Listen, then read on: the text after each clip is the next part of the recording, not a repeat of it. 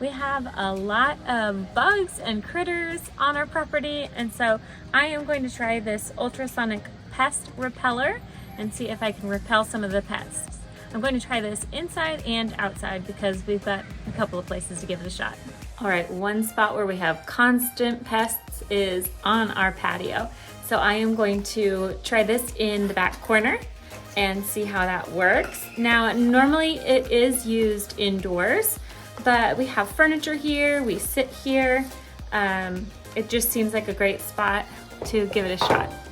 In our area, we actually have skinks, which are these tiny little lizards that run around, and so that's kind of an unexpected surprise every once in a while.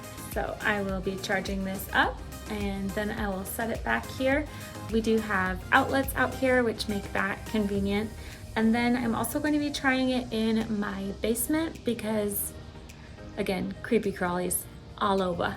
Now this is emitting the tiniest of noises, but it looks cool, honestly. On the back it says there's test and duo, ultra and trans and LED. Good to know.